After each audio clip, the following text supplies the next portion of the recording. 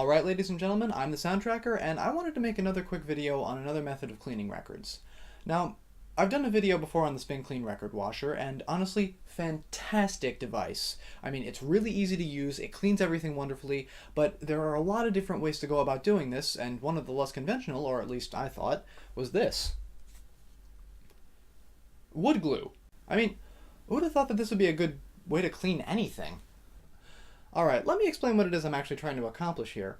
Now, from what I've read about wood glue, it's tacky enough to go onto the surface of a record and get all the fine dust and dirt out of the grooves, but it will come away from the vinyl rather easily when you're done taking the dust with it. Now, I'm not nuts enough to sacrifice one of my favorite albums to this, but if it works on my tester, I will definitely be giving it a try on some others. Now, the record I'm choosing is something that I particularly care about, but it's also something I got in the $2 section at the record store. So it was positively caked with dust. You know the type of record I'm talking about. Has a lot of scratches on it, but it still plays pretty okay enough for people to want it.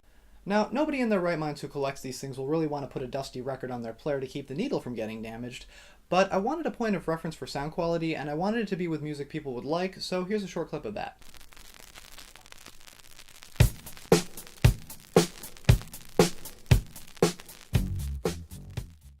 Alright, so from what I've read, we applied the wood glue generously to this side of the album to make sure it gets in all the grooves and gets all the dust out. For me, I had a bunch of cardboard laying around, so it helps to spread it a bit. And no, it's not touching the surface of the record, just spreading the glue around on top. It occurred to me a little after having thought about this that if I'm going to be removing a whole slab of wood glue, I should probably make a good starting point. Because if this is anything like the bits of plastic I've had to remove in the past from screens or from cases, or well, I just don't want anything left behind. Alrighty, with that all set, let's let this side of it dry.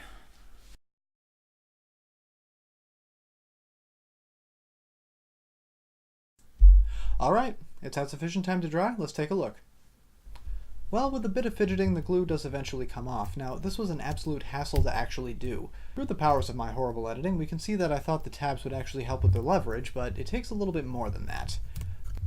In order to actually get the glue to start coming off, you have to bend the record somewhat, at least until you see the crease here start to pop up. It's a good sign right there. With the majority removed, we can start to focus more on the run-in groove, and this has a lot of little flakes.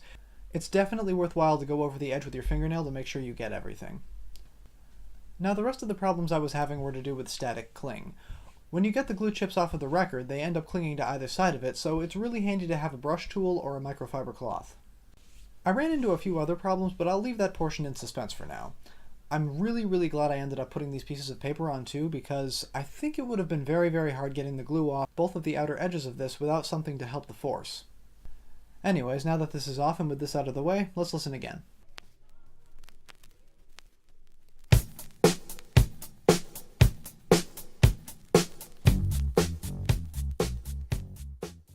Alright, so this seems to have worked pretty well. I mean, a lot better than I was expecting it to.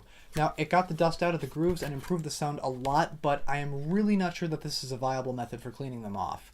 Now, I had to use almost a full 8-ounce bottle of glue on both sides of the record. I paid $3 for this bottle, and I don't think many people are going to want to go out of their way to buy a bottle for a large amount of records. I mean, it would get really expensive really quickly. To think about the time that you're spending doing this. I mean, the Spin Clean took me an entire night to wash everything, but with this you have to glue and wait 2 days for the entire side to fully set. Now, the cure time on the bottle actually says 24 hours, but even after that long, it was still wet. 3, while it didn't happen to me, there is also a slight possibility of breaking your records this way. Now, I mean, you saw the amount of fidgeting and bending that I was doing earlier to get all that crap off of it, and I am under the impression that this may end up warping or even worse, cracking a record if done too much. Now, I just don't think it's worth doing it again, but it was really fun to try out, and I did clean it off, so... Number 4, and this was kind of an aggravating one actually, it kept bubbling. I don't know if this means that some of the groove wasn't cleaned, but the air pockets weren't something I took into account, and kept having to try and pop them to make sure that the record was staying evenly coated. And hunting down millimeter-sized bubbles is not fun. Number 5, and this one is really important. Now, you remember the mess I mentioned earlier? My house is old, and as such isn't level. Now, the glue ended up running off of one side of the record, covering the table, going straight through the paper towel, and onto the floor. I got lucky and spotted it when it was wet, but I wouldn't try it unless you know for sure that the record and the surfaces are both level. If you're interested in trying it, I'd recommend trying it on records that you don't care about to start with. But overall, I mean, there are a lot better solutions for cleaning these things. Anyways, thanks for watching, and if you like this video, you know what to do.